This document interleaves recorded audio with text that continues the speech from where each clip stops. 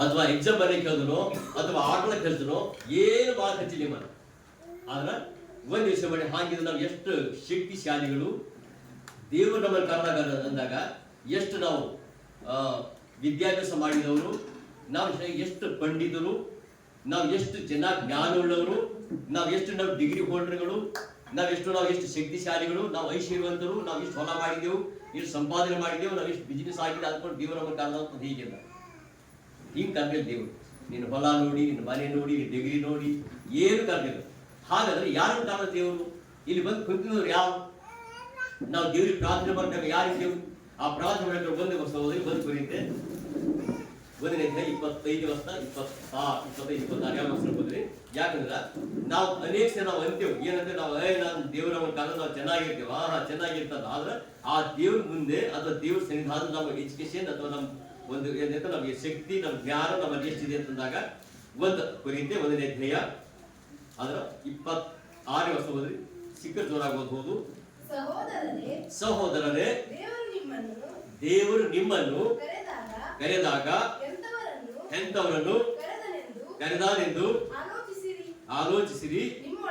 ನಿಮ್ಮೊಳಗೆ ಲೌಕಿಕ ದೃಷ್ಟಿಯಲ್ಲಿ ಜ್ಞಾನಿಗಳು ಅನೇಕರಿಲ್ಲ, ಅಧಿಕಾರಿಗಳು ಅನೇಕರಿಲ್ಲ, ಕುಲೀನರು ಅನೇಕರಿಲ್ಲ. ದೇವರು ಜ್ಞಾನಿಗಳನ್ನು ನಾಚಿಕೆ ಪಡಿಸುವುದಕ್ಕಾಗಿ ಈ ಲೋಕದ ಬುದ್ಧಿಹೀನರನ್ನು ಆರಿಸಿಕೊಂಡಿದ್ದಾನೆ. ದೇವರು ಬಲಿಷ್ಠರನ್ನು ನಾಚಿಕೆ ಪಡಿಸುವುದಕ್ಕಾಗಿ ಈ ಲೋಕದ ಬಲಹೀನರನ್ನು ಆರಿಸಿಕೊಂಡಿದ್ದಾನೆ. ಯಾರನ್ನು ಆರಿಸಿಕೊಂಡ? ಪಂಡಿತರ, ಮತ್ತೆ ಡಿಗ್ರಿ ಹೋಲ್ಡರ? ಬೈಬಲ್ ಅಂತಾನೆ ಅಂದ್ರ ದೇವರು ಜ್ಞಾನಿಗಳನ್ನು ನಾಚಿಕೆ ಪಡಿಸೋದಕ್ಕಾಗಿ ಈ ಲೋಕದ ಬುದ್ಧಿಹೀನರು, ಬುದ್ಧಿ ಇಲ್ಲದ. ಎಕ್ಸಾಂಪಲ್, ದಾವಿದನು ಕುರಿಗಳಿಗೆ ಹೋಗುತ್ತಿರುವಂತ ದಾವಿದನ ದೇವರು ಆಯ್ಕೆ ಮಾಡಿಕೊಂಡು ಆರಿಸಿಕೊಂಡು ಅವನು ದೊಡ್ಡ ಅರಸನಾಗಿ ಮಾಡಿ ದೇವರನ್ನು ಅಭಿವೃದ್ಧಿಪಡಿಸಿ ಅವನಿಗೆ ಚೆನ್ನಾಗಿ ದೇವರು ಕಾಪಾಡಿದನ ಅಂತ ಇದರ ಅರ್ಥ. ಆದ ಇಲ್ಲಿ ಆ ಅದ್ಭುತಗಳ ಆತನ ಕರೆದಾಗ ನಂಬಿಕೆಸನಾದ ದೇವರು ಆತನ ಆಮೇಲೆ ಬಲಿಷ್ಠ ನಾಚಿಪಡಿಸಿಕೊಂಡು ಈ ಲೋಕದ ಬಲಹೀನರು. ಯಾರು? ನಾವು ಶಕ್ತಿಶಾಲಿಗಳಲ್ಲ, ನಮ್ಮ ಹತ್ರ ದುಡ್ಡು ಇಲ್ಲ, ನಮ್ಮ ಹತ್ರ ಜ್ಞಾನ ಇಲ್ಲ, ನಮ್ಮ ಹತ್ರ ಏನಿಲ್ಲ.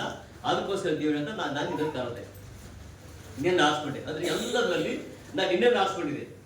ಎಲ್ಲಾ ವಿಷಯದಲ್ಲಿ ನಾನು ನಿನ್ನ ಆರಿಸ್ಕೊಂಡಾಗ, ನಿನ್ನ ಎಲ್ಲಾ ವಿಷಯದಲ್ಲಿ ನನ್ನ ಜೊತೆ ಇರುವಾಗ ನಾನು ನಿನ್ನ ಆಯ್ಕೆ ಮಾಡಿದೆ, ನಿನ್ನ ಆರಿಸ್ಕೊಂಡೆ. ನಾನು ಆರಿಸ್ಕೊಂಡೆ. ಹೆಂಗೆ ಆರಿಸ್ಕೊಂಡೆ ಅಂದ್ರೆ ನೀನು ಏನ್ ಮಾಡ್ಬೇಕು? ನೀನು ಒಳ್ಳೆ ವ್ಯಕ್ತಿನ ಆಗ್ಬೇಕು, ನೀನು ಬಲಶಾಲಿ ಆಗ್ಬೇಕು, ನೀನು ಶ್ರೇಷ್ಠನಾಗಬೇಕು ಅಂತ ಹೇಳಿ ನಾನು ನಿನ್ನ ಆರಿಸ್ಕೊಂಡೆ ಇವಾಗ.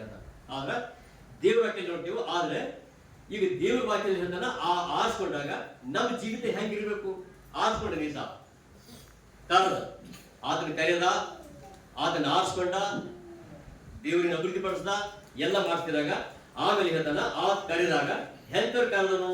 ಆಮೇಲೆ ಹೇಳ್ತಾನೆ ಹೆಂತವ್ರು ಈಗ ನೀವೇ ದೇವರಿ ಮನೆ ಕರೆದಾಗ ಹೆಂತವ್ರು ಕರೆದ. ಈ ಒಂದು ವರ್ಷ ಹೋದಲ್ಲಿ ಮತ್ತೆ ಬರ್ಸುವಾರ್ತೆ 8ನೇ ಅಧ್ಯಾಯ 18ನೇ ವರ್ಷದಲ್ಲಿ ಯಾಕೆ ಹೆಂತವ್ರು ಕರೆದ ದೇವರ ದೇವರ ಆಶೀರ್ವಾದ ಮಾಡೋದಕ್ಕಾಗಿ. ಆ ದೇವರ ಆಶೀರ್ವಾದಗಳನ್ನು ನಾವು ಸ್ವಾಧೀನ ಮಾಡ್ಬೇಕೇವು. ಆ ದೇವರ ಆಲೋಚನೆಗಳನ್ನ, ಕರುವಿಕೆಯನ್ನ ನಾವು ಸ್ಥಿರವಾಗಿ ನಿಲ್ಲಿಸ್ಕೊತೇವೆ ಅಂತಿದ್ರ ಅಂತ. ಆ ದೇವ್ರು ಕರೆದಾಗ ಆ ಮಾಡುವಂತ ಆಶೀರ್ವಾದಗಳು, ಮಾಡುವಂತ ಕೆಲಸಗಳನ್ನ ನಾವು ದೇವ್ರ ಸೇರಿದ ಎಷ್ಟು ನಾವು ಗೌರವಿಸ್ತೇವೆ, ಅದನ್ನ ನಾವು ಎಷ್ಟು ಪ್ರೀತಿಸ್ತೇವೆ ಅಂತಿದ್ರ ಅಂತ. 8ನೇ ಅಧ್ಯಾಯ 18ನೇ ವರ್ಷದಲ್ಲಿ ಮತ್ತೆ ಸುವಾರ್ತೆ 8:18 ಅದು ಹೆಡ್ಡಿಂಗ್ ಸ್ವಲ್ಪ ಹೆಡ್ಡಿಂಗ್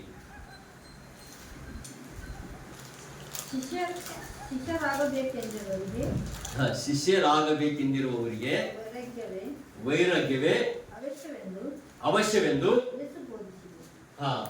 ಶಿಷ್ಯರಾಗಬೇಕು ಅಥವಾ ಯೇಸು ಕ್ರಿಸ್ತನ ಜೊತೆ ನೀನು ಬರಬೇಕು, ಯೇಸುವನ್ನ ಹಿಂಬಾಲಿಸಬೇಕು, ಯೇಸು ಜೊತೆ ನೀನು ಬರಬೇಕು. ಆ ಯೇಸು ಕ್ರಿಸ್ತನ ಕುಟುಂಬದಲ್ಲಿ ಬರಬೇಕು. ನೀನು ಯೇಸು ಅಂತ ಹಿಂಬಾಲಿಸ್ಬೇಕಂದ್ರೆ ವೈರಾಗ್ಯ ಬಹಳ ಅವಶ್ಯ. ವೈರಾಗ್ಯವು ಬಹಳ ಅವಶ್ಯ. ವೈರಾಗ್ಯವು ಅದು ಎಷ್ಟೋ ಅವಶ್ಯ ಇದೆ. ಹಾಗಿದ್ರೆ ವೈರಾಗ್ಯ ಏನಾಗಿರ್ಬೋದು? ವೈರಾಗ್ಯ ಅಂದ್ರೆ ಏನು? ಅದು ವೈರಾಗ್ಯ ಅಂತಂದಾಗ ಒಂದು ಎಕ್ಸಾಂಪಲ್, ಈಗ ದೇವರ ಲೋಕ ಬರಬೇಕಾದ್ರೂ ಪಾಪಿಗಳನ್ನ ಹುಡುಕಿ ರಕ್ಷಿಸೋದಕ್ಕೋಸ್ಕರ ಈ ಭೂಮಿ ಬಂದನು ಇದರ ಅರ್ಥ. ಯೇಸು ಕ್ರಿಸ್ತನು ಪಾಪಿಗಳನ್ನ ಹುಡುಕಿ ರಕ್ಷಿಸೋದಕ್ಕೋಸ್ಕರ ಬಂದರು. ಹಾಗಾದ್ರೆ ಪಾಪಿ ಅಂದ್ರೆ ಅರ್ಥ ಅಂಧಕಾರ. ಪಾಪ ಅಂದ್ರೆ ಒಂದು ರೀತಿ ಬಲ್ಸು, ಪಾಪ ಅಂದ್ರೆ ಒಂದು ರೀತಿ ಅದು ಗಲೀಜು, ಪಾಪ ಅಂದ್ರೆ ಅದು ದೇವ್ರು ಇಷ್ಟಪಡಲಾರ್ದಂಥದ್ದು. ಆದ್ರೆ ಅದರೊಳಗಿಂತ ದೇವ್ರಿಗೆ ಗೊತ್ತಿ ನಿನ್ನನ್ನು ಕಾರಣ, ಅದ್ರೊಳಗೆ ಇದು ನಿನ್ನ ಕಾರದು. ಅದು ಏನ್ ಕರಿತ ಅಂದ್ರೆ ನಿನ್ನನ್ನು ಕರೆಯೋದು, ಆ ಕರ್ತನ ಆ ದಿನ ಕರೆದು ನೀನು ವೈರಾಗ್ಯ. ಪುನಃ ಒಂದು ಎಕ್ಸಾಂಪಲ್ ಯಾವ್ದು ಅಂದ್ರೆ, ನಾನು ಆಲ್ರೆಡಿ ಒಂದು ಕೆಲಸ ಇದ್ದೆವು, ಯಾವ್ದು ಕೆಲಸ ನಮ್ಗೆಲ್ಲ ಬಟ್ಟೆಗಳ ಹೊಲಿಸೋದು. ಎಕ್ಸಾಂಪಲ್ ಹೊಲಿಸಿ ಹೊಲ್ಕೊಯ್ತಾನ, ಹೊಲ್ಕೊ ಕೆಲಸ ಮಾಡ್ತಾನೆ. ಆ ಕೆಲಸ ಮಾಡಿ ಬರುವಾಗ ಮೈಯೆಲ್ಲ ಹೊಲಸಾಗ್ಬಿಟ್ನಲ್ಲ, ಆದ್ರೆ ಇನ್ನೊಂದು ಬಟ್ಟೆ ಹಾಯ್ಬೇಕಾದ್ರ ಸ್ನಾನ ಮಾಡೋಕೋ ಬೇಡ, ಸ್ನಾನ ಮಾಡ್ಕೊಂಡು ಬೇರೆ ಡ್ರೆಸ್ ಇಟ್ಕೊಂಡು ಬರ್ಬೇಕು. ಆ ಬೇರೆ ಡ್ರೆಸ್ ಉಟ್ಕೊಂಡಾಗ ಮತ್ ಪುನಃ ಅಲ್ಲಿ ಹೋಗಿ ಕೆಲಸ ಹೋಯ್ತಾನ. ಈಗ ಡ್ರೆಸ್ ಉಟ್ಕೊಂಡ್ಮೇಲೆ ಮತ್ ಪುನಃ ಸೇಮ್ ಕೆಲಸ ಹೋಯ್ತಾನ ಹೊಲಕ್ಕ ಹೋಗಲ್ಲ. ಯಾಕಂದ್ರ ಆಲ್ರೆಡಿ ಅದೆಲ್ಲ ಕೆಲಸ ಮಾಡಿ ನಾನೆಲ್ಲ ನನ್ನ ಮೈ ನಾನೆಲ್ಲ ಹೊಲಸು ಮಾಡ್ಕೊಂಡು ಈಗ ನಾನು ಸ್ನಾನ ಮಾಡಿದ್ರಿಂದ ನಾನು ಆ ಬಟ್ಟೆಗಳು ನಾನು ಹೋಗಿ ಅಲ್ಲಿ ನಾನು ಹೋಗೋದಿಲ್ಲ. ಕಾರಣ ಯಾಕೆ ಹೋಗೋದಿಲ್ಲ ಅಂದ್ರೆ ನನ್ನ ಬಟ್ಟೆ ಶುದ್ಧವಾಗಿದೆ, ನಾನು ಸ್ನಾನ ಮಾಡಿದ್ದೇನೆ, ಅದಕ್ಕೋಸ್ಕರ ನಾನು ಪುನಃ ಆ ಕೆಲಸಕ್ಕೋಸ್ಕರ ಹೋಗೋದಿಲ್ಲ. ಮತ್ತೆ ಹೋದರೆ ಪುನಃ ನನ್ನ ಮೈ ಹೊಲಸಾಗಿರ್ತಂತ ಇದ್ರ ಅರ್ಥ. ಹೀಗೆ ಅಂದ್ರೆ ಇಲ್ಲಿ ಅಂದ್ರೆ ವೈರಾಗ್ಯ ಅಂದ್ರೆ ಹೇಗೆ, ಆ ವೈರಾಗ್ಯ ಅಂತ ಹೇಳಿದಾನ. ವೈರಾಗ್ಯ ಅಂದಾಗ ಯಾವಾಗ ದೇವರಿಂದ ಆ ಲೋಕದಿಂದ ಕರೆದಾನೋ, ಯಾವಾಗ ನಿನ್ನನ್ನು ಆ ಪಾಪಗಳಿಂದ ಕರೆದಾನೋ, ಯಾವಾಗ ಆ ದೇವರ ಆ ಕೆಸರಿಂದ ಹೊರಗೆ ಕರೆದಾನೋ, ಯಾವಾಗ ಆ ದೇವರು ಆ ಒಂದು ಕತ್ತಲಿಂದ ಕರೆದಾನೋ, ಕರೆದಾಗ ಏನ್ ಮಾಡ್ತಾರೆ, ದೀಕ್ಷಿಸಲು ಬಂದಿದ್ದ ನಂತರ, ನೀನು ದೇವರ ದೀಕ್ಷಿಸಲು ಬಂದಿದ ನಂತರ ಪುನಃ ಬಂದು ಬ್ಯಾಪ್ಟಿಸಮ್ ಆಗಿ ಒಳ್ಳೆ ಬಟ್ಟೆ ಧರಿಸಿಕೊಂಡು ಒಳ್ಳೆ ಬಟ್ಟೆ ಜೀವನ ಮಾಡುವಾಗ ಅಲ್ಲಿ ಹೋಗಿ ಮತ್ ಪುನಃ ಹೋಗ್ಬೋದಾ, ಮತ್ ಪುನಃ ಸೇಮ್ ಹೊಲಸಿಗೆ ಹೋಗ್ಬೋದಾ?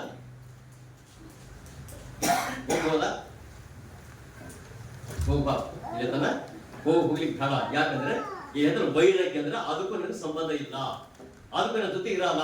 ಯಾಕಂದ್ರೆ ಅದು ನಾನು ಬಿಟ್ಟು ಬಂದಿದ್ದು, ಅಲ್ಲಿ ನಾನು ಕೆಲಸ ಮಾಡಿದ್ದು, ಅಲ್ಲಿ ಇದ್ದಿದ್ದು, ಅದಕ್ಕೋಸ್ಕರವಾಗಿ ಅದು ಯಾವಾಗ ಸರಿ ಇಲ್ಲ ಅಂತ ನನ್ಗೆ ಗೊತ್ತಾಯ್ತೋ ಆವಾಗ ಇಲ್ಲಿ ಹೇಳ್ತಾನ ಅದಕ್ಕೆ ನಾನು ಪುನಃ ಅದಕ್ಕೆ ಸೇರೋದಿಲ್ಲ ಅಂತ ಅರ್ಥ. ಆ ದೇವರಿನಿಂದ ನಾವು ಅದ್ರೊಳಗೆ ನಾವು ಯಾವಾಗ ಹೊರಗೆ ಬಂದೇವೋ ಅದ್ರ ವೈರಾಗ್ಯ ಅಂದ್ರೆ ಅದು ನಮ್ಗೆ ಅಂದ್ರೆ ಇಲ್ಲಿ ಅಂದ್ರೆ ವೈರಾಗ್ಯ. ಅದಕ್ಕೆ ವೈರಾಗ್ಯ ಅಂದ್ರೆ ಆಗಿನ ಸ್ನೇಹ. ಒಂದು ಎಕ್ಸಾಂಪಲ್ ಯಾವ್ದು ಅಂದ್ರೆ, ಈಗ ಅಲ್ಲಿದ್ದಾಗ ಯಾವುದೋ ಸ್ನೇಹ ಒಂದು ಪಾರ್ಟಿ ಅಂತ ನಾವು ಏನೇನೋ ಮಾಡ್ಬಿಟ್ಟೆವು. ಪಾರ್ಟಿ ಅಂತ ಮಾಡ್ತೇವೆ, ಯಾವ ಒಂದು ಸಾವಸ ಏನೋ ಒಂದು ಫಿಲಿಮ್ ಅಂತ ಏನೇನೋ ನೋಡ್ಬಿಟ್ಟೆವು. ಇಲ್ಲಿ ಬಂದ್ಮೇಲೆ ಈಗ ಅಲ್ಲಿದ್ದಾಗ ಮಾಡಿದೆವು, ಇಲ್ಲಿ ಬಂದ್ಮೇಲೆ ಅಲ್ಲಿದ್ದಾಗ ಮಾಡಿದೆವು, ಮತ್ತೆ ಇಲ್ಲಿ ಬಂದ್ಮೇಲೆ ಮಾಡಿದೆವು ಅಂತಂದ್ಮೇಲೆ ಇದೇ ಮತ್ತೆ ಹೊಲಕ್ಕೆ ಬರ್ತಾ ಎಂತ ಕೆಲ್ಸಕ್ಕೆ ಹೋಯ್ದೇವು ಅಂತಿದ್ರ ಅಂತ. ಇಲ್ಲಿ ಅಂತಲ್ಲ, ಇಲ್ಲಿ ಮಾಡ್ಬಾರ್ದು ಹೇಳುವಾಗ ಇಲ್ಲಿ ದೇವ್ರ ವಾಕ್ಯ ನೋಡ್ತೇವೆ ಅಂದ್ರೆ, ಈಗ ಒಂದ್ಸರಿ ಇಲ್ಲಿ ಅಂತಲ್ಲ ಪೇತ್ರ ಹೇಳ್ತಾನೆ. ಏನ್ ಹೇಳ್ತಾನೆ ಅಂದ್ರೆ, ಈಗ ಪೇತ್ರ ಯಾರು ಕರೆದ್ರು? ದೇವ್ರ ಕರೆದ್ರು. ದೇವ್ರ ಹೆಂಗ್ ಕರೆದ್ರೆ, ಈಗ ಪೇತ್ರ ನನ್ನ ಜೊತೆ ನೀನು ಬಂದ್ಬಿಡು, ನನ್ನ ಜೊತೆ ಬಾ, ನನ್ನ ಜೊತೆ ನೀನು ಬಂದ್ ಬಾ ಅಂತ ಹೇಳುವಾಗ ಆ ಪೇತ್ರ ದೇವ್ರ ಕರೆದಾಗ ಆ ದೇವ್ರ ಹೇಳ್ತಾನ, ಯೇಸು ಪೇತ್ರ ಹೇಳ್ತಾನ ನಿನ್ ಜೊತೆ ನಾನು ಬಂದ್ಬಿಡು. ಹೆಂಗ್ ಬರ್ಬೇಕು ಹೇಳ್ರಿ? ಒಂದು ಎಕ್ಸಾಂಪಲ್ ಯಾವ್ದು ಅಂದ್ರೆ, ಈಗ ನೀನು ಬಾ ಬಂದ್ಬಿಡು ಅಂತ ಕೇಳುವಾಗ ಆ ಪೇತ್ರ ಏನ್ ಮಾಡ್ತದ, ಪೇತ್ರ ಯೋಹಾನವರೆಲ್ಲ ಬೇಸ್ತರಾಗಿದ್ರು ಅಂದ್ರೆ ಮೀನು ಹಿಡಿಯೋರು. ಆ ಮೀನು ಹಿಡಿಯೋರಾಗಿದ್ದಾಗ ಯೇಸು ಸಮುದ್ರಕ್ಕೆ ಹೋದಾಗ, ಆ ಸಮುದ್ರಕ್ಕೆ ಹೋದಾಗ ಅಲ್ಲಿ ಏನ್ ಕೇಳ್ತಾ ಇದ್ರು, ಅಲ್ಲಿ ಹೋಗಿ ಆ ಸಮುದ್ರದಲ್ಲಿ ಇರುವಾಗ ಅಲ್ಲಿ ಸಮುದ್ರದಲ್ಲಿರುವಾಗ ಬಲೆಗಳೆಲ್ಲ ಹಾಕಿ ತೊಳಿತಾ ಇದ್ರು, ಅದು ಸ್ವಲ್ಪ ಕ್ಲೀನ್ ಮಾಡ್ತಾ ಇದ್ರು, ಎಲ್ಲ ಮಾಡ್ತಿದ್ದೆ. ಯೇಸು ಕ್ರಿಸ್ತನ ಕರೆದ, ಪೇತ್ರನೇ ಬಾ, ಆಂಜನೇಯ ಬಾ, ಕಾದ್ಬಿಟ್ರು ಬಂದ್ಬಿಡು. ಅವ್ರೇನ್ ಮಾಡ್ರು, ಬಲೆಗಳನ್ನ ಅಲ್ಲೇ ಬಿಟ್ಟು ಬಂದ್ಬಿಟ್ರು. ಎಲ್ಲಿ ಕೆಲಸ ಮಾಡ್ತಾರೋ ಅಲ್ಲೇ ಬಿಟ್ಟು ಬಂದ್ಬಿಟ್ರು. ಅದಕ್ಕೆ ಅಂತಂದ್ರೆ ಆ ಕೆಲಸಗಳು ಎಲ್ಲಿ ಬಿಡ್ತಾರೋ ಅಲ್ಲಿ ಬಿಟ್ಟಾಗ ಆ ಪೇತ್ರ ಹೇಳ್ತಾನ, ಬಾ ಹಿಂಬಾಲಿಸ ಬಿಟ್ಟ, ಹಾಗೆ ಬಂದ್ಬಿಟ್ಟು ಹೋಗ್ಬಿಡ್ತಾನೆ. ಆಮೇಲೆ ಪೇತ್ರ ದೇವರಿಗೆ ಯೇಸು ಪೇತ್ರನೇ, ಈಗ ನೀನ್ ಮೀನು ಹಿಡಿತಾ ಇದೆಯಲ್ಲ, ನೀನ್ ಮೀನಲ್ಲಿ ಬಲೆ ಬೀಸ್ತಾ ಇದೆಯಲ್ಲ, ಹಾಗಾದ್ರೆ ಇನ್ನು ಮುಂದೆ ನೀನೇನ್ ಮಾಡು, ಮೀನು ಹಿಡಿಬೇಡ, ನೀನು ಮನುಷ್ಯರಾಗಿ ಹಿಡಿಯುವಂತ ಬೆಸ್ತರಾಗಿ ಮಾಡ್ತೀನಿ ಅಂತ ಹೇಳಿ. ಮನುಷ್ಯರಾಗಿ ಹಿಡಿಯುವಂತ ಬೆಸ್ತರಾಗಿ, ಆ ಮನುಷ್ಯರಾಗಿ ಹಿಡಿಯುವಂತ ಬೆಸ್ತರಾಗಿ ಮಾಡ್ತೀನಿ ಅಂತ ಹೇಳುವಾಗ ಇಲ್ಲಿ ದೇವ್ರ ವಾಕ್ಯ ನೋಡ್ತೇವೆ. ಆ ಬೆಸ್ತರ ಮಾಡುವಾಗ ಇದೊಂದು ಪ್ರಶ್ನೆ ಬರ್ತದೆ, ಏನ್ ಮಾಡ್ಬೇಕು ಅಂತ. ಒಂದ್ ವೇಳೆ ನಾವೆಲ್ಲ ದೇವರಿಗೆ ಹಿಂಬಾಲಿಸ್ತೇವೆ, ಪ್ರಾರ್ಥನೆ ಮಾಡ್ತೇವೆ. ಪ್ರಾರ್ಥನೆ ಮಾಡುವಾಗ ಅನೇಕ ಸರಿ ಅಲ್ಲಿ ಆತನ ಆ ಪೇತ್ರಕ್ಕೆ ಆತನ, ದೇವರೇ ನೀನು ಹಿಂಬಾಲಿಸ್ತೇವೆ, ನಿನ್ ಜೊತೆ ಬಂದ್ಬಿಟ್ಟೆವು, ನಿನ್ ಜೊತೆ ನಾವು ಎಲ್ಲಿ ಕರ್ನಲ್ಲಿ ಬಂದ್ಬಿಟ್ಟೆವು. ಹಾಗಾದ್ರ ಅವ್ರಿಗೆ ಮಕ್ಕಳಿಲ್ಲ, ಅವ್ರಿಗೆ ಹೆಂಡತಿದ್ದಾರ, ಮಕ್ಕಳಿದ್ದಾರ, ಶಿಷ್ಯರು 12 ಜನ ಶಿಷ್ಯರು, ಅವ್ರಿಗೆಲ್ಲ ಮಕ್ಕಳಿದ್ದಾರೆ. ಆದರೂ ಯೇಸು ಪೇತ್ರ ಕೇಳ್ತಾನ, ದೇವರೇ ನಾನು ಹಿಂಬಾಲಿಸ್ತೇನೆ, ನಿನ್ನ ಕಾಲದೆಲ್ಲ ಬರ್ತಾ ಇದೆ, ನೀನು ಬಾ ಅಂತ ಹೇಳಿದೆಯಲ್ಲ, ನಾನು ಕರೀತಾ ಬಂದೆ, ನಾನು ಬಂದೆ. ಆ ಕರೀತ ಬಂದಾಗ ಇಲ್ಲಿ ಹೇಳ್ತಾನ ಅದು ಹೇಳ್ತಾನ ಆ ಬರುವಾಗ ಹೇಳ್ತಾನ ನೀನು ಅದು ಬೆಸ್ತಾರೆ ಮಾಡ್ಕೊಂಡು ಬಂದಿಯಲ್ಲ, ನೀನು ಕರ್ಕೊಂಡು ಬಂದಿಯಲ್ಲ, ಆ ಕರ್ಕೊಂಡು ಬರುವಾಗ ಆತನ ನಮಗೆ ಜೀವನಕ್ಕೆ ಬೇಕಲ್ಲ, ಏನಾದ್ರು ಊಟಕ್ಕೆ ಬೇಕಲ್ಲ, ನಮ್ಗೆ ಏನಾದ್ರು ಊಟ ಬೇಕಲ್ಲ ಅಂತ ಕೇಳುವಾಗ ಅಲ್ಲಿ ಬಸ್ಸುವಂತ ಇದೊಂದು ಸಹೋದರಿ ಮಾರ್ಗ ಬರ್ಸುವಂತೆ ಧ್ಯೇಯ ಮಾರ್ಗ 10 ಅದು 28 ವರ್ಷ ಹೋದ್ರಿ. ಯಾಕಂದ್ರೆ ಪೇತ್ರ ಹೇಳ್ತಾನ ನೀನು ಕಾಲ್ವಿ ನಾವು ಬಂದೇವ್ ದಿವಸ, ಆದರೆ ಇಲ್ಲಿ ಪೇತ್ರ 8:28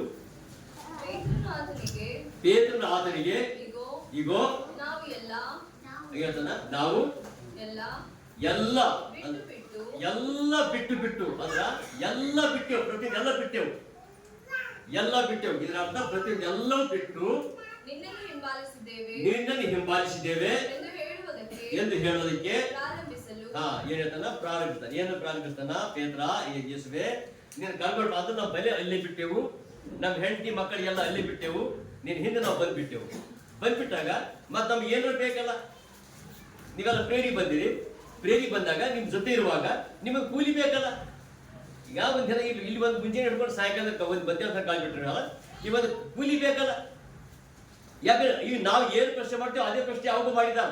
ಇಲ್ಲಿ ಹೇಳ್ತಾನ ಬೇಕು, ನಮ್ ಕೂಲಿ ಬೇಕಿಲ್ಲ. ಏನಂದ್ರೆ ಈಗ ಆ ಕೂಲಿ ಅಂತ ಹೇಳಕ್ ಹೆಂಗಿರ್ತ, ಕೂಲಿನ ಹಿಂಬಾಲಿಸ್ಬೇಕಂತ ಇದ್ರ ಅರ್ಥ ದೇವರ ಆಶೀರ್ವಾದ ಮಾಡುವಾಗ ಆ ಕೂಲಿ ಬೇಕಲ್ಲ, ಅದು ಹಿಂಬಾಲಿಸೋ ಕೂಲಿ ಬೇಕಲ್ಲ, ಆ ಕೂಲಿ ಬೇಕಾಗಿ ಹೇಳ್ತಾನ ಕೂಲಿ ಬೇಕಲ್ಲ ಅಂತ ಹೇಳ್ತಾನ. ಅದು ಪ್ರಾರಂಭ ಮಾಡಲು ಅಲ್ಲಿ ಕೂಲಿ ಸಿಗ್ತು. ಆ ಕೂಲಿ ಹೆಂಗ್ ಸಿಗ್ತಾರ ನೋಡಿ. ಈಗ ನೋಡಿ ಏನ್ ಬಿಟ್ಟು ಬಂದ ನೋಡಿ. ಈಗ ಏನ್ ಬಿಟ್ಟು ಬಂದ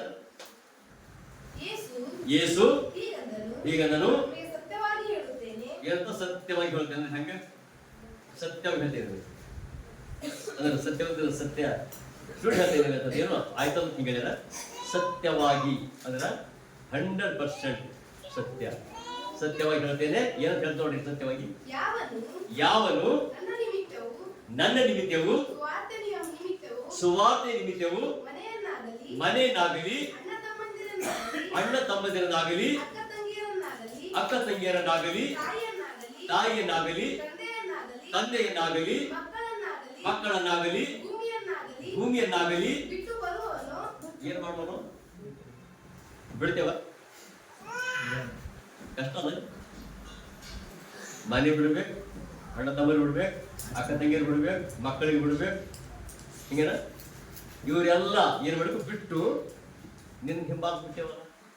ಹಾಗಾದ್ರೆ ಈಗ ಅಂದ್ರ ಇದ್ರ ಅರ್ಥ ಏನು, ಮನೆ ಬಿಟ್ಟು ಹೊರಗೆ ಬಾ ಅಂತ ಹೇಳಿದ, ಅಣ್ಣ ತಮ್ಮ ತಗೊಂಡು ಬಾ ಅಂತ ಹೇಳಿದ. ಅದ್ರ ಅರ್ಥ ಬಿಟ್ಟು ಬರೋದು ಹೆಂಗಂದ್ರೆ ಈಗ ಪ್ರೀತಿ ಮಾಡು, ಯಾರಿಗೆ ಮಕ್ಕಳಿಗೆ ಪ್ರೀತಿ ಮಾಡು, ಹೆಂಡತಿ ಪ್ರೀತಿ ಮಾಡು, ಅಣ್ಣನ ಪ್ರೀತಿ ಮಾಡು, ಅಕ್ಕ ತಂಗಿ ಪ್ರೀತಿ ಮಾಡು, ಹೊಲ ಪ್ರೀತಿ ಮಾಡು, ಎಲ್ಲ ಮಾಡು. ಆದರೆ ಏನ್ ಮಾಡ್ಕೊಂಡ ಅಂತಾರೆ ಅದು ಬಿಟ್ಟಿರುವ ಅಂತಂದಾಗ ಅದಕ್ಕಿಂತ ಹೆಚ್ಚಾಗಿ ಅಂದ್ರ ಆ ಭೂಮಿಗಿಂತ ಹೆಚ್ಚಾಗಿ ಅಥವಾ ಅಕ್ಕ ತಂಗಿಯರಿಗಿಂತ ಹೆಚ್ಚಾಗಿ ಅಥವಾ ಅಣ್ಣ ತಮ್ಮರಿಗಿಂತ ಹೆಚ್ಚಾಗಿ ಅಥವಾ ಮಕ್ಕಳಿಗಿಂತ ಹೆಚ್ಚಾಗಿ ಯಾರನ್ನು ಪ್ರೀತಿಸ್ಬೇಕು? ಪ್ರೀತಿಸ್ತೇವ? ಈಗ ಒಂದ್ ಎಕ್ಸಾಂಪಲ್ ಹೆಂಗ್ ಗೊತ್ತಾ, ಈಗ ದೇವರ ಪ್ರೀತಿ, ಆ ದೇವರ ಪ್ರೀತಿ ಅಂತ ಹೇಳುವಾಗ ಒಂದ್ ಎಕ್ಸಾಂಪಲ್ ಯಾವ್ದು ಅಂದ್ರೆ, ಈಗ ಯಾರು ಬಹಳ ಕ್ಲೋಸ್ ಒಂದು ಸಂಬಂಧಿಕರಾದ ರಕ್ತ ಸಂಬಂಧಿಕರಾದ ಒಂದೇ ಏನೇ ಸಮಸ್ಯೆ ಬಂದಾಗ ಸಡನ್ ಆಗಿ ಫೋನ್ ಬಂದಾಗ ಏನ ನಾವು ಪ್ರೇರಿ ಬರ್ತೇವೋ ಆ ಕಡೆ ಹೋಗ್ಬಿಡ್ತೇವೋ. ಅದ್ರ ಅರ್ಥ ಯಾರು ನಾವು ಹೆಚ್ಚು ಪ್ರೀತಿಸಾಗೈತಿ ದೇವರನ್ನ ಅವ್ರ ಇಲ್ಲಿ ಅದನ್ನ ನೀನು ಪ್ರೀತಿ ಮಾಡ್ಬಾರ್ದು ಅಂತಿಲ್ಲ. ಅಂದ್ರ ಇದ್ರ ಅರ್ಥ ಏನು ಒಂದ್ ಯೋಚನೆ ಮಾಡಿ. ಈಗ ಒಂದ್ ವೇಳೆ ಆದ್ರೆ ಯಾಕಂದ್ರ ನಾನು ಈ ವಿಷಯ ಮೇಲೆ ಯಾಕೆ ಹೇಳ್ತಾ ಇದ್ದಾರೆ, ಈಗ ಇಲ್ಲಿ ದೇವ್ರ ಯಾಕೆ ಹೇಳಿ ಅಂತ ಗೊತ್ತಾ, ನನ್ಗಿಂತ ಹೆಚ್ಚಾಗಿ ಪ್ರೀತಿಸ್ತಾನೋ ನಾನು ಈ ಕೊಪ್ಪಳ ಬಂದಾಗ ಸುವಾರ್ತೆ ಸ್ಟಾರ್ಟ್ ಮಾಡುವಾಗ ಯೂನಿವರ್ಸಿಟಿ ಅಂಬರಿಗೆ ಆರಂಭಿಲ್ಲ. ಆದ್ರೆ ಮಾಡ್ಬಿಟ್ಟು ಭಾಳ ಯಾರು ಪರಿಚಯ ಇಲ್ಲದ ಸಮಯದಲ್ಲಿ ಏನ್ ಮಾಡ್ಬಿಟ್ಟು ಅಂದ್ರೆ ಹೋಗಿ ಆರಂಭಿಲ್ಲ. ನಾನು ಬೇರೆ ಕಡೆ ನಾನು ಹೋಗ್ಬಿಟ್ಟೆ, ಎಲ್ಲರೂ ಸುತ್ತಮುತ್ತ ಎಲ್ಲ ಇವ್ರು ನೋಡಕ್ ಬಂದ್ರು. ಅಮ್ಮರಿಗೆ ಆರಾಮಿಲ್ಲ ಅಂತ ಹೇಳಿ ನೋಡಕ್ ಬಂದ್ರು. ಆ ನೋಡಕ್ ಬಂದಾಗ ಏನು ಹೇಳ್ತಾರೆ ಅಂದ್ರೆ ಆ ಬಂದಾಗ ಏನ್ ಬಿಟ್ರು, ಎಲ್ಲರೂ ಏನ್ ಹೇಳ್ಬಿಟ್ರು, ಇಲ್ಲ ಅವ್ರಿಗೆ ಆರಾಮಿಲ್ಲ, ನಾವು ನೋಡಕ್ ಬಂದೇವು ಅಂತ. ಈ ನೋಡಕ್ ಬಂದೇವ್ ಅಂತ ಹೇಳಿದಾಗ ಅಲ್ಲಿ ಏನ್ ಮಾಡ್ಬಿಟ್ಟ, ನೋಡಕ್ ಬಂದ್ಬಿಟ್ಟು ಎಲ್ಲರೂ ಹೇಳ್ಬಿಟ್ರು, ಇಲ್ಲ ನೀನ್ ಫಸ್ಟ್ ಏನ್ ಮಾಡ್ಬಿಟ್ಟ ಹಾಸ್ಪಿಟಲ್ ಕರ್ಕೊಂಡು ಹೋಗಿ ಅಂತ. ಅಂದ್ರೆ ಕರ್ಕೊಂಡೋಗಿ ತಪ್ಪಂತ ನಾನು ಹೇಳ್ತಾ ಇಲ್ಲ, ಅಂದ್ರೆ ಕರ್ಕೊಂಡು ಹೋಗಿ ಅಂತ. ಕರ್ಕೊಂಡ್ರೆ ಸಾಯಂಕಾಲ 6-7 ಗಂಟೆ ಆಗಿದೆ.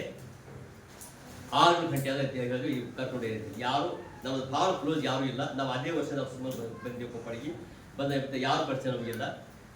ಅದೆಲ್ಲ ಬಂದು ಕೇಳಿದ್ರು ನಿಮ್ದು ಯಾವರು, ಎಲ್ಲಿಂದ ಬಂದಿರಿ, ಯಾಕೆ ಬಂದಿರಿ ಎಲ್ಲ ಕೇಳ್ಬಿಟ್ಟು. ಕೇಳ್ಬಿಟ್ಟು ನಾವು ಹೇಳಿಲ್ಲ ನಮ್ಗೆ ಬೇರೆ ಊರಿಗೆ ನಾವು ಇಲ್ಲಿ ಬಂದುಬಿಟ್ಟೆವು ಈ ಸೇವೆಗೋಸ್ಕರವಾಗಿ ಅಂತ.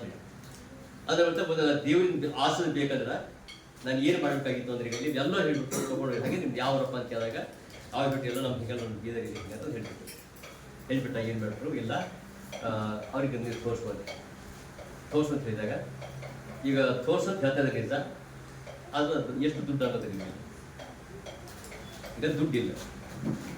ಅದು ಈಗ ದುಡ್ಡು ಇದ್ರೆ ತೋರಿಸ್ತೇವು, ದುಡ್ಡೇ ಇಲ್ಲ ಏನು ಮಾಡೋದು ಈಗ ಹಂಗೆ ಹೇಳ್ಬಿಟ್ಟು ಇಲ್ಲ ಅಂದ್ರೆ ಇಲ್ಲ ನಾನು ಕರ್ಕೊಂಡೈತೆ ಅಂದಾಗ ಅದು ಭಾಳ ಕಷ್ಟ ಆಗಿತ್ತು. ಆ ಕಷ್ಟ ಆಗಿದ್ಮೇಲೆ ಅಲ್ಲಿ ಏನು ಮಾಡಿಬಿಟ್ಟು ಅದು ಕಷ್ಟ ಆದಾಗ ಅಲ್ಲಿ ಹೋಗಿ ಏನು ಮಾಡಿಬಿಟ್ಟು ಅಲ್ಲಿ ದೇವರ ಪ್ರೇರಣೆ ಮಾಡಿದೆ.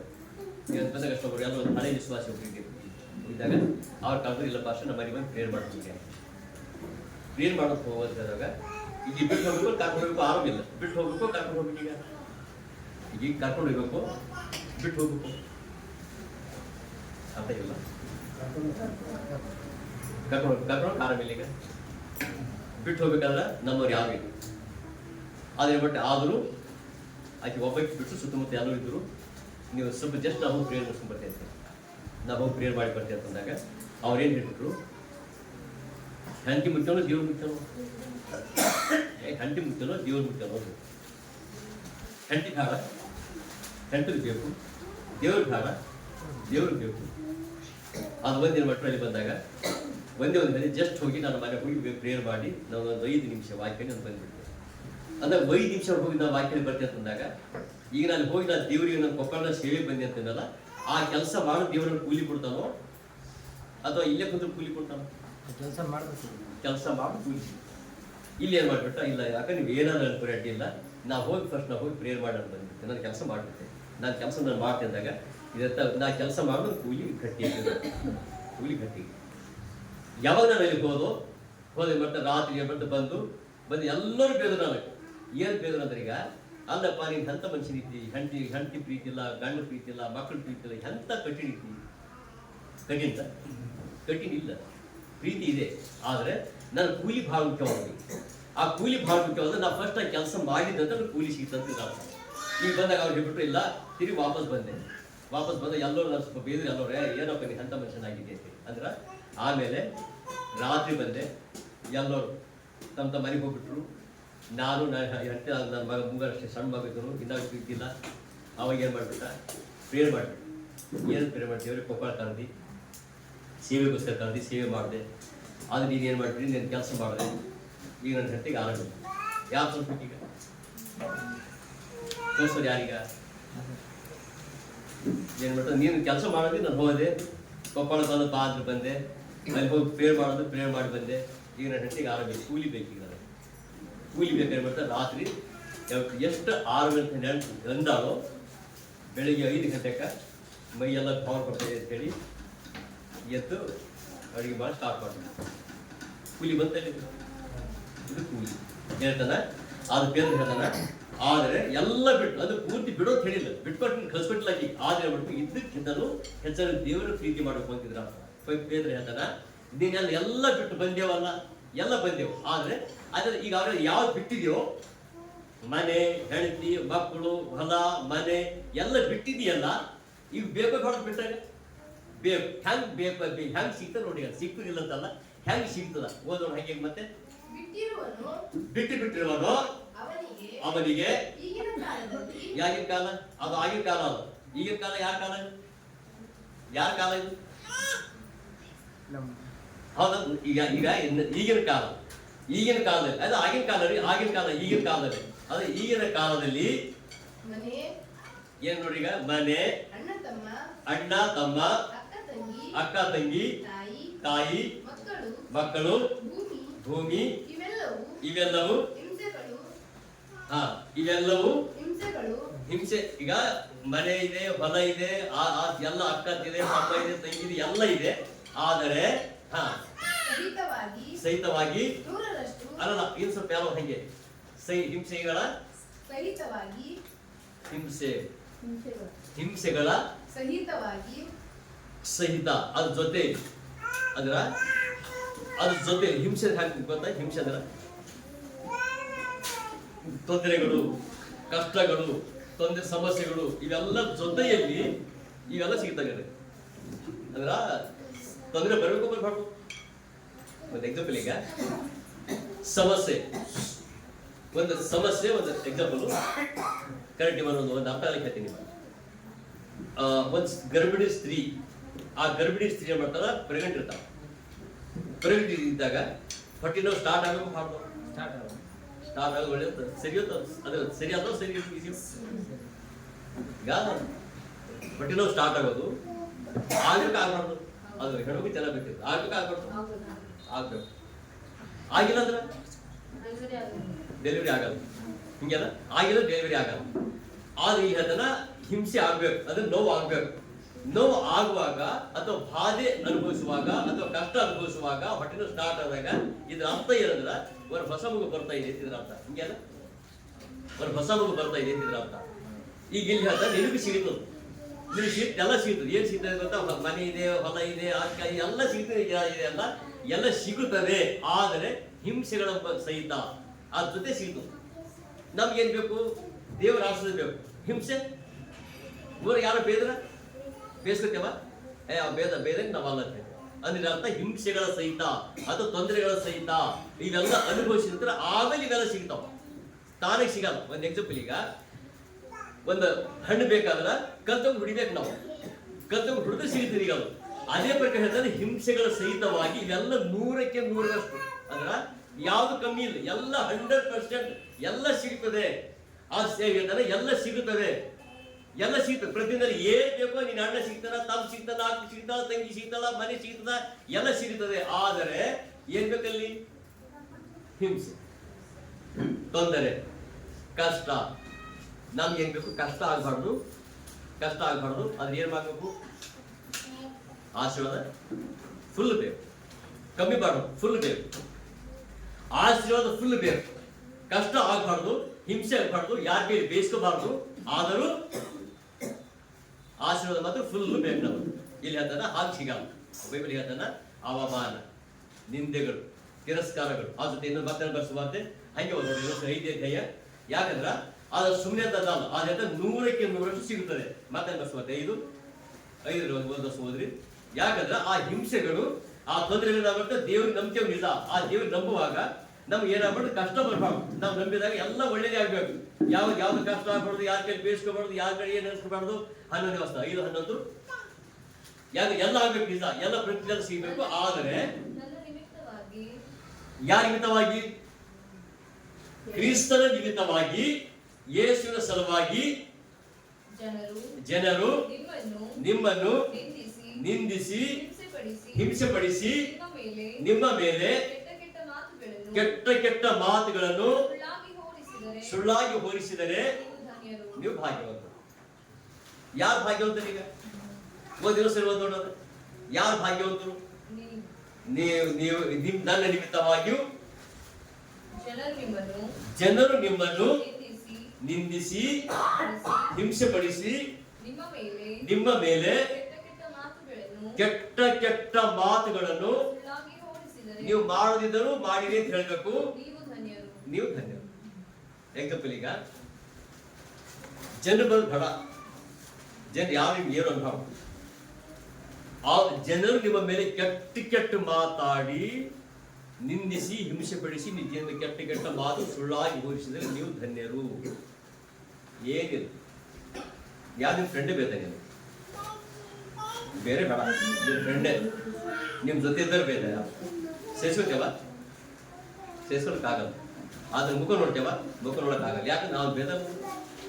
ಇಲ್ಲಿ ಅದನ್ನ ಜನರು ಎಲ್ಲ ಅನ್ಬೇಕು. ನಿಮ್ಮಲ್ಲಿ ಹ್ಯಾಂಗ ಅನ್ಬೇಕಂದ್ರೆ ಅವ್ರು ಯೇಸು ನಂಬರಂತ ಅವ್ರು ಹಿಂಸೆ ಕೊಡ್ಬೇಕು, ಸಮಾಜ ಹೊರಗೆ ಹಾಕ್ತೆ, ಹಾಗಂತ ಅನ್ಬೇಕಿತ್ತು. ಅಂದಾಗ ಇಲ್ಲಿ ಅದನ್ನ ಹಾಗೆ ಮಾಡಿದರೆ ಇವೆಲ್ಲ ನಿಮ್ಗೆ ಸಿಗ್ತವೆ. ಎಷ್ಟು 100 ಸಿಗ್ತವೆ. ಇವೆಲ್ಲ ಯಾಕೆ ಸಿಗ್ತಲ್ಲ ಅಂದ್ರೆ ನಾವು ಸುಮ್ಮನೆ ಜಡ್ಜಿ ನಾವು ಹ್ಯಾಂಗ್ ಬರ್ತೇವೆ ಗೊತ್ತಾ? ಅಂದ್ರೆ ಇಲ್ಲಿ ಏನಿದೆ ಗೊತ್ತಾ? ವಿಶ್ವಾಸ. ಯಾಕೆ ವಿಶ್ವಾಸ ಇರ್ತದೆ? ವಿಶ್ವಾಸ ಅಂದ್ರೆ ಏನ್ ಹೇಳ್ರಿ? ವಿಶ್ವಾಸ. ಈಗ ವಿಶ್ವಾಸ ಯಾಕಂದ್ರೆ ವಿಶ್ವಾಸ, ಭರವಸೆ, ನಂಬಿಕೆ. ವಿಶ್ವಾಸ ಅಂದ್ರೆ ವಿಶ್ವಾಸ.